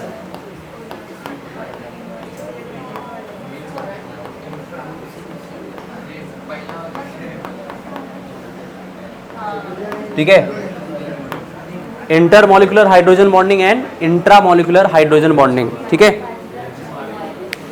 देखो इंटरमॉलिक्यूलर हाइड्रोजन बॉन्डिंग का मतलब क्या होता है कि इसमें दो मॉलिक्यूल्स के बीच में हाइड्रोजन बॉन्डिंग होती है। दो मॉलिक्यूल्स सेम भी हो सकते हैं और डिफरेंट भी हो सकते हैं। ठीक है, हाँ इंटरमॉलिक्यूलर, अगर हम लोग इंटर की बात करते हैं तो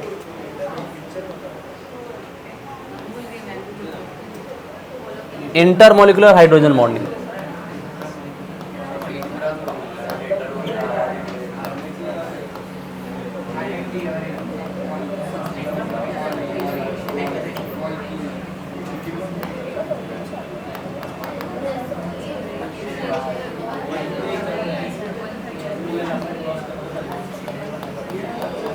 This type of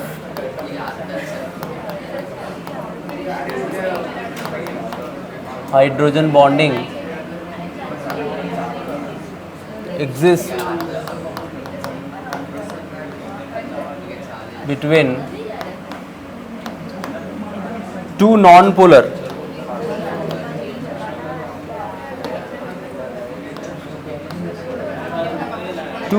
molecule.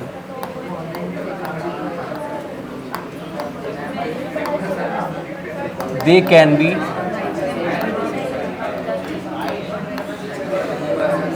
same or different. देखो भाई, इंटरमॉलिक्यूलर हाइड्रोजन बॉन्डिंग की अगर हम लोग बात करते हैं, तुम जाने वाली थी तो जाओ। इंटरमॉलिक्यूलर हाइड्रोजन बॉन्डिंग की अगर हम लोग बात करते हैं तो इंटरमॉलिक्यूलर में दो पोलर मॉलिक्यूल होते हैं। पोलर मॉलिक्यूल सेम भी हो सकते हैं और डिफरेंट भी हो सकते हैं, बट दो होने चाहिए पोलर मॉलिक्यूल। तो यहाँ पर इंटरमॉलिक्यूलर हाइड्रोजन बॉन्डिंग क्या होगा? जैसे मान लो यहाँ पर HF हमने ले लिया, HF क्या है? एक पोलर मॉलिक्यूल है। फ्लोरीन हाईएस्ट इलेक्ट्रोनेगेटिव एलिमेंट होता है और हाइड्रोजन इलेक्ट्रोपॉजिटिव। तो यहाँ पर क्या होगा? Del minus and del plus. एक और HF ले लेते हैं हम लोग, HF मॉलिक्यूल। अब दोनों पोलर है ना, भले सेम हो गए बट पोलर तो है। यहाँ पर माइनस और प्लस। अब यहाँ पर क्या होगा? फ्लोरीन यहाँ पर हाइड्रोजन के साथ इंटरेक्ट करेगा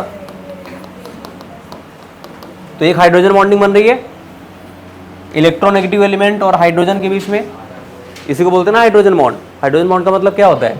इलेक्ट्रोनेगेटिव एलिमेंट और हाइड्रोजन के बीच का जो बॉन्ड होता है उसको बोलते हैं हाइड्रोजन बॉन्डिंग। तो यहाँ पर क्या होगा? ये बॉन्ड एक्चुअल में बनता नहीं है, इसलिए इसको वीक बॉन्ड बोलते हैं। वीक बॉन्ड होता है, ऐसा लग रहा है कि यहाँ पर बॉन्ड बनता है बट बॉन्ड होता नहीं है। यहाँ पर इसको हम लोग वीकेस्ट बॉन्ड बोलते हैं। ठीक है, तो यहाँ पर क्या होगा? हाइड्रोजन और फ्लोरीन के बीच में भाई ये बॉन्ड ब्रेक होता ही नहीं ना। HF जो होता है, HF जो होता है वो वीक एसिड बोला जाता है। आपको ये पता है जितने भी एसिड होते हैं वो सब H प्लस देते हैं, HCl, HNO3, H2SO4, ये सब क्या देते हैं? H plus. लेकिन HF जो होता है वो वीक एसिड होता है। क्यों? क्योंकि ये बॉन्ड ब्रेक नहीं होता।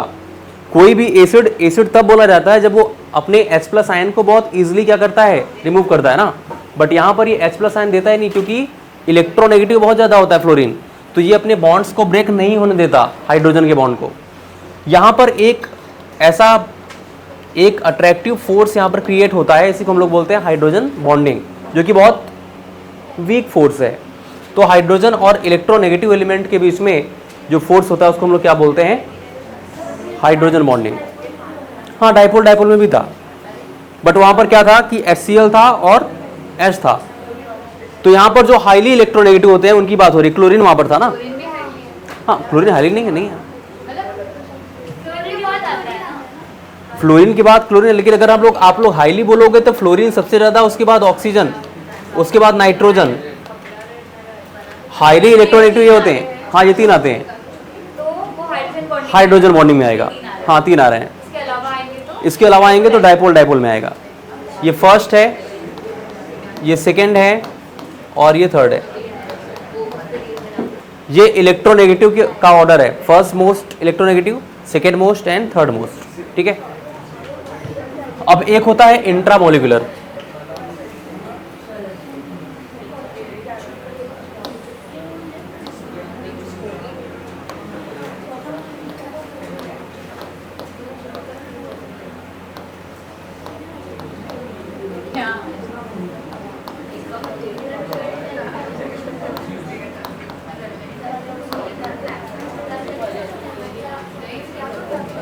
अच्छा, इंट्रामोलिकुलर में क्या होता है? 2 डिफरेंट कंपाउंड नहीं होते, एक ही कंपाउंड होगा, एक ही मॉलिक्यूल होगा, उसमें हाइड्रोजन बॉन्डिंग होगी। नहीं, उसमें 2 था ना। HF 2 मॉलिक्यूल लिया था हमने। सेम कैसे होगा? हाँ, मैंने क्या बोला? बट 2 हैं। सेम भी हो सकते हैं, डिफरेंट भी हो सकते हैं, बट 2 मॉलिक्यूल होने चाहिए। यहां पर क्या है कि सिर्फ एक मॉलिक्यूल होगा। इंट्रामोलिकुलर में सिर्फ एक कंपाउंड, एक मॉलिक्यूल होता है, उसी में हाइड्रोजन बॉन्डिंग होती है। ठीक है।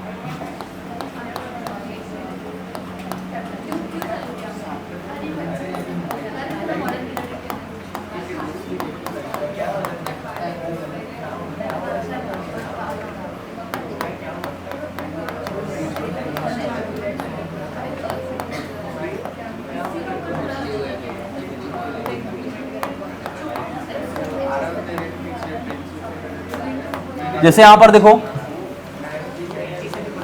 CH2 सिंगल बॉन्ड CH2, ये OH है।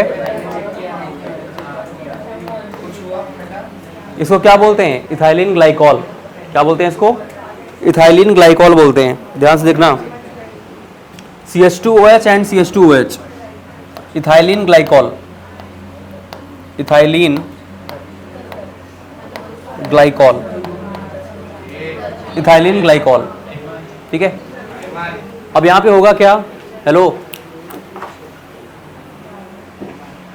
ये ऑक्सीजन इस हाइड्रोजन को कनेक्ट कर, देखो एक ही कंपाउंड है, 2 कंपाउंड नहीं है इसमें, इथाइलिन ग्लाइकॉल बोलते हैं इसको। ठीक है। ये ऑक्सीजन इस हाइड्रोजन के साथ इंटरेक्ट कर रहा है, एक ही कंपाउंड में, अलग कंपाउंड नहीं है, एक ही कंपाउंड में। ठीक है। ऑक्सीजन हाइड्रोजन साथ इंटरेक्ट कर रहा है, इसको बोलते हैं इंट्रामोलिकुलर हाइड्रोजन बॉन्डिंग। क्या बोलते हैं इसको? Intramolecular hydrogen bonding. इसको नोट करिए अच्छे से। कुछ नोट पॉइंट नोट करना है इसके बारे में, हाइड्रोजन बॉन्ड के बारे में, हाइड्रोजन बॉन्ड के बारे में एक इंपॉर्टेंट पॉइंट है, नोट करो। हाइड्रोजन बॉन्ड्स आर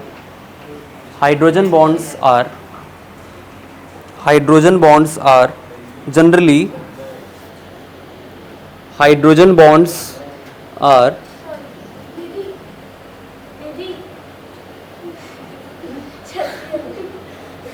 दे दो उसको, दे दो।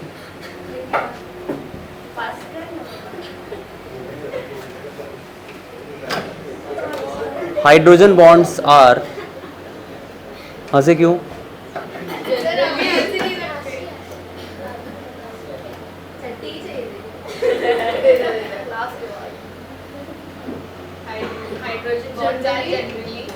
Hydrogen bonds are generally stronger than stronger than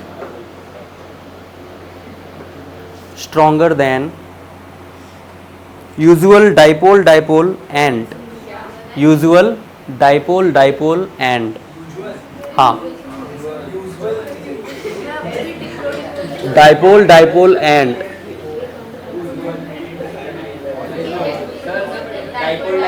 and dispersion forces.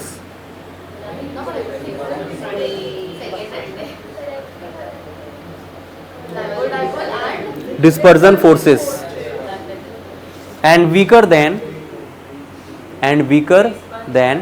dispersion forces and weaker than covalent or ionic bonds. Covalent or ionic bonds.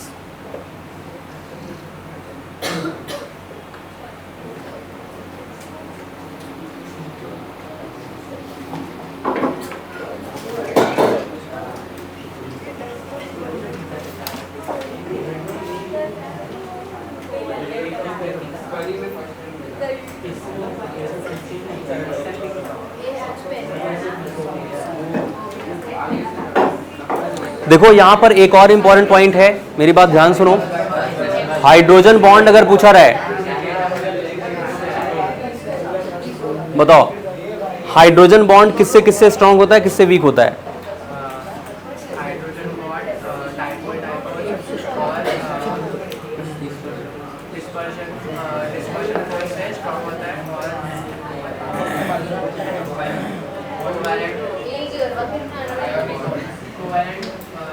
हो गया था ना?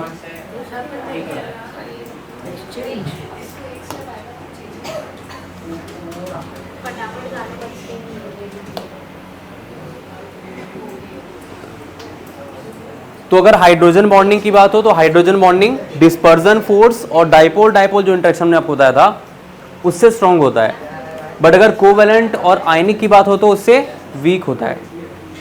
अब यहां पर क्या हो जाएगा, अगर हम बात करते हैं हाइड्रोजन बॉन्डिंग और बॉइलिंग पॉइंट के बारे में, तो एक बात ध्यान सुनो, हो गया ना? आप बॉइलिंग पॉइंट ये जानते हो कि मॉलिक्यूलर मास पे डिपेंड करता है।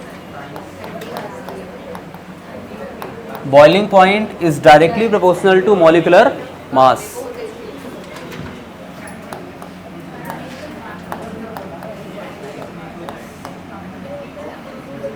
Boiling point is directly proportional to molecular mass, मतलब मॉलिक्यूलर मास अगर ज्यादा है तो उसका बॉइलिंग पॉइंट भी क्या होगा, ज्यादा होगा। लेकिन यहां पर कुछ बातें बताई, जैसे मान लो कभी भी अगर NH3 आपको NH3 प्रेजेंट है, H2O प्रेजेंट है, HF प्रेजेंट है, इन सब में क्या होगा, हाइड्रोजन बॉन्ड होगा। अगर किसी भी कंपाउंड में हाइड्रोजन बॉन्ड फॉर्म हो रहा है तो उसका बॉइलिंग पॉइंट क्या होता है, ज्यादा होता है। हाइड्रोजन बॉन्ड एक स्ट्रॉन्ग बॉन्ड है, मतलब बहुत ज्यादा स्ट्रॉन्ग तो नहीं है, बट अगर हम लोग डिस्पर्जन की बात करें और डाइपोल की बात करें तो उससे ज्यादा होता है, स्ट्रॉन्ग होता है। अब अगर कोई स्ट्रॉन्ग बॉन्ड है तो उसको ब्रेक करने के लिए हमको उतना ही ज्यादा उसको हीट देना पड़ेगा ना, उसके बॉन्ड्स को ब्रेक करने के लिए उतना ज्यादा हीट करना पड़ेगा क्योंकि स्ट्रॉन्ग बॉन्ड है। तो कहने का मतलब यहां पर इसका बॉइलिंग पॉइंट क्या होगा, ज्यादा होगा, high boiling point, high boiling point.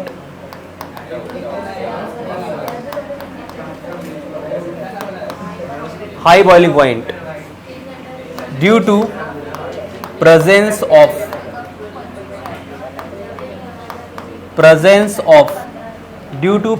of stand up. और तुम भी, अब दोनों को सारे फंक्शनल ग्रुप बताने हैं जितने बताए गए हैं।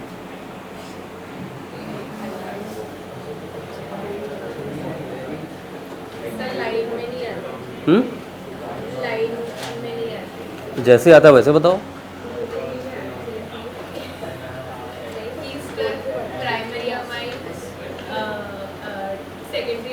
क्या होता है वो भी बता दो ना, क्या होता क्या है वो?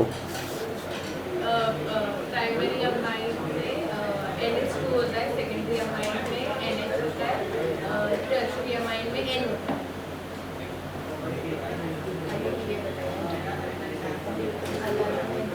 ठीक है, आगे।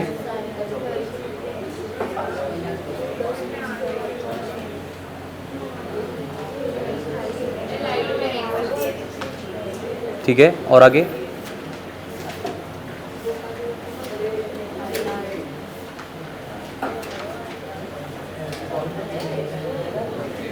तुम भी कुछ बताओगी? कुछ पढ़ा है? हर बार एक ही आंसर, नहीं पढ़ा है तो फिर क्या पढ़ा है?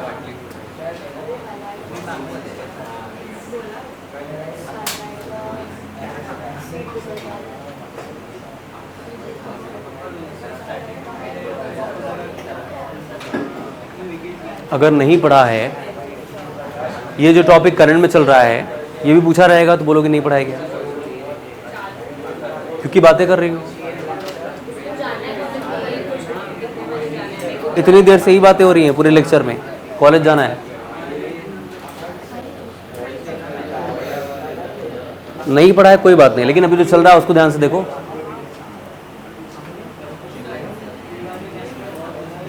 बैठ जाओ। High boiling point due to presence of hydrogen bonding.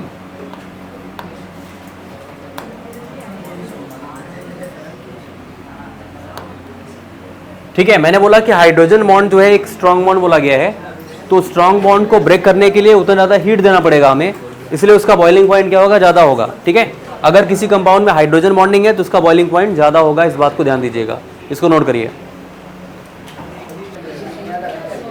हाँ, बात करने वाले जो लोग हैं उनकी मैं लिस्ट बनाने वाला हूँ। उधर ये चारों सबसे ज़्यादा जो डिस्टर्ब कर रहे हैं, ये 4 1 2 3 4, उसके बाद इधर डिस्टर्ब करने वाले जो बात करने वाले हैं वो 1 2, ये 2 लोग इधर, उसके बाद और जो बात करने वाले लोग हैं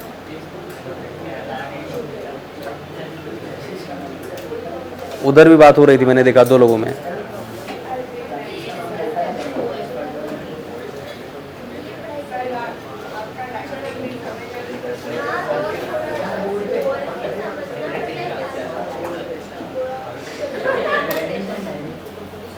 एक्टिंग अच्छा कर लेती है। फ्रेंच में थोड़ी लिखा है।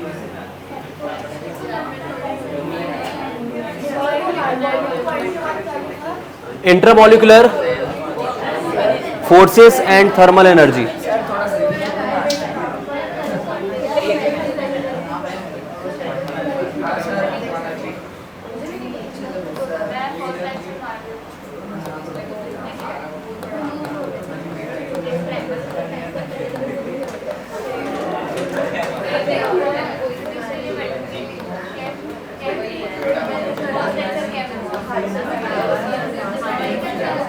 Thermal energy.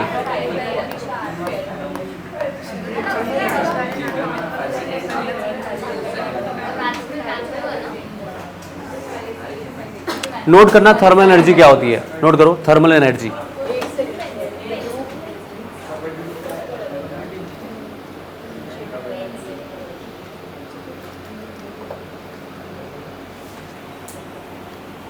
Thermal energy is the origin of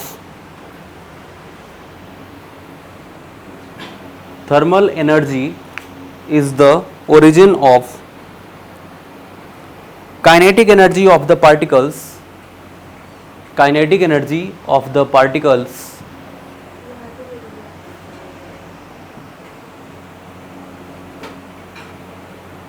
kinetic energy of the particles of matter, kinetic energy of particles, the particle of matter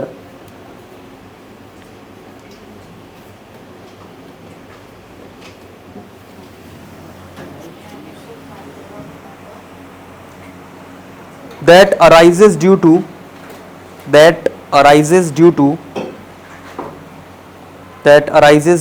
movement of particles, arises due to movement of particles. It is directly proportional to temperature. It is directly proportional to temperature. ठीक है, directly proportional to temperature. मतलब कहने का मतलब ये है कि अगर मूवमेंट ऑफ पार्टिकल्स इंक्रीज हो रहा है तो थर्मल एनर्जी भी इंक्रीज होगी। ठीक है, थर्मल एनर्जी जो होती है directly proportional to movement of ions, movement of ions, या फिर थर्मल एनर्जी आप बोल सकते हो डायरेक्टली प्रोपोर्शनल टू टेम्परेचर। भाई अगर बोला गया सॉलिड, लिक्विड और गैस, सॉलिड, लिक्विड और गैस,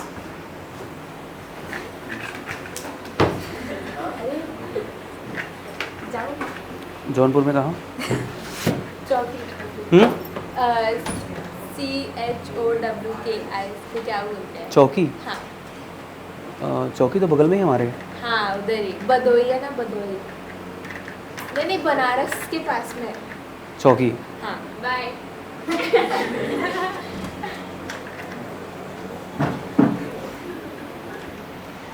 ठीक है, सॉलिड, लिक्विड और गैस। यहाँ पे थर्मल एनर्जी की बात करते हैं। थर्मल एनर्जी क्या होगा? मैंने क्या बोला? टेम्परेचर के डायरेक्टली प्रोपोर्शनल होगा।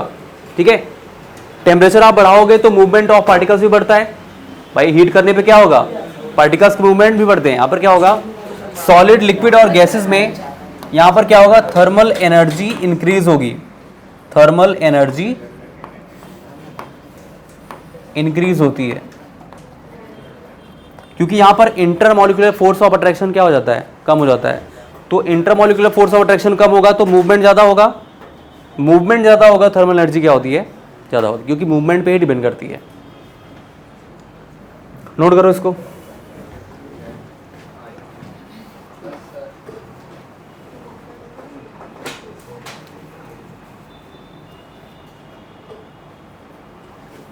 अब जो पढ़ाया गया है एक बार फटाफट रिवीजन हो जाए। जरा देखता हूँ कितना समझा इन लोगों ने। शुरुआत तुमसे ही करते हैं आज। हाँ ठीक है, पढ़ाना नहीं, भी पढ़ा चुका हूँ। नहीं नहीं नहीं, थोड़ा पूछ लेना चाहिए, है कि नहीं लास्ट में? हाँ हाँ,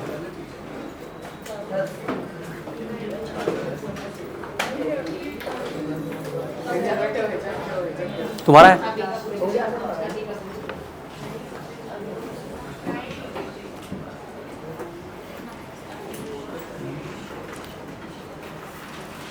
इंटरमॉलिक्यूलर फोर्स क्या बताया गया? इंटरमॉलिक्यूलर फोर्सेस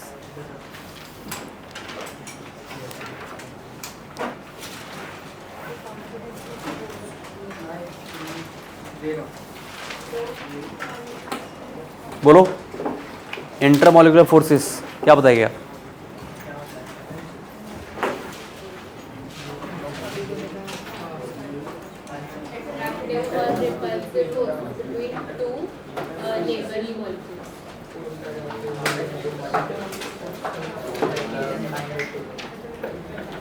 कितने टाइप के होते हैं intermolecular forces?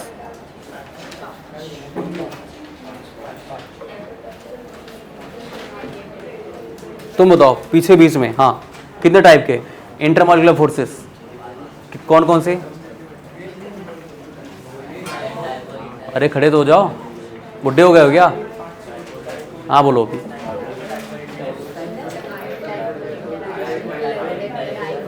Dipole dipole interactions, ion dipole interaction दूसरा। Third dipole induced dipole interaction. उसके बाद वॉन डर वाल फोर्सेस। उसके बाद हाइड्रोजन बॉन्डिंग। ठीक है, डाइपोल डाइपोल इंटरेक्शन क्या था?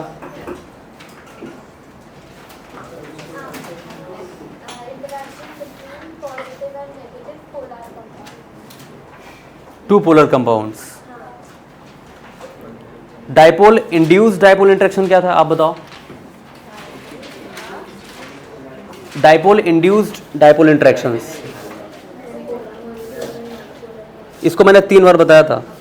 डाइपोल इंड्यूस्ड डाइपोल इंटरेक्शंस बोलो।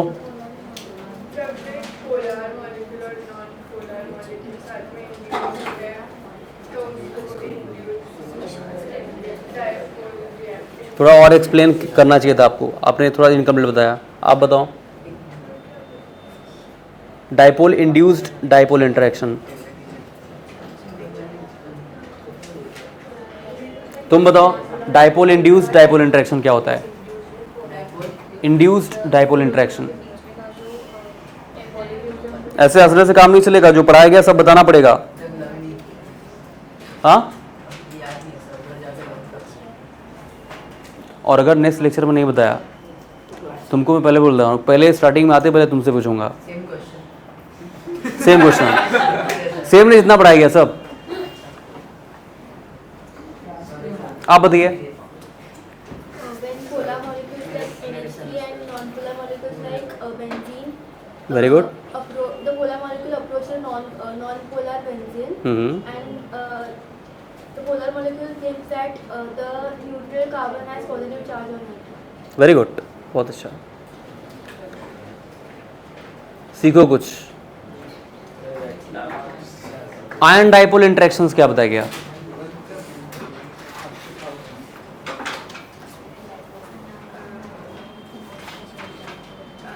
In iron dipole, forces reflect.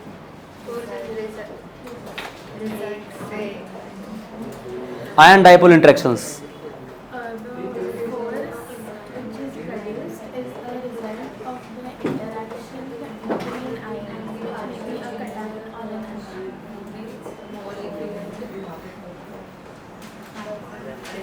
And polar molecule.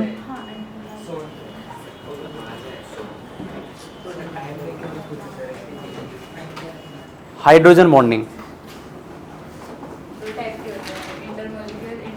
होता क्या है? Hydrogen bonding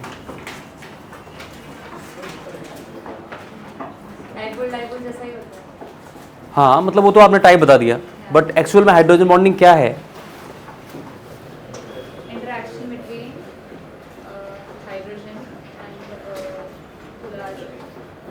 electronegative element, highly electronegative element और हाइड्रोजन के बीच में जो इंटरेक्शन होता है, जो बॉन्ड बनता है, उसको हम लोग क्या बोलते हैं? Hydrogen bonding. ठीक है, कितने टाइप के होते हैं हाइड्रोजन बॉन्डिंग, तुम बोलो कौन कौन से? इंटरमॉलिक्यूलर और इंट्रामॉलिक्यूलर। ये इंटर क्या होता है, आप बताइए। इंटर हाँ, bonding between two polar molecules. अच्छा, दो पोलर मॉलिक्यूल्स के बीच में जो बॉन्डिंग होती है उसे हम लोग क्या बोलते हैं? इंटरमॉलिक्यूलर। तो ये सेम भी हो सकते हैं और डिफरेंट भी हो सकते हैं। इंट्रा क्या बताया गया, आप बोलिए। हाँ, सिंगल मॉलिक्यूल में जो हाइड्रोजन बॉन्ड बनेगा उसको हम लोग इंट्रा बोलते हैं। अभी अभी बोला मैंने थर्मल एनर्जी। थर्मल एनर्जी क्या होती है? तुम बोलो, नजरें छुपा रहा है मुझसे, तो मुझे देख न लें।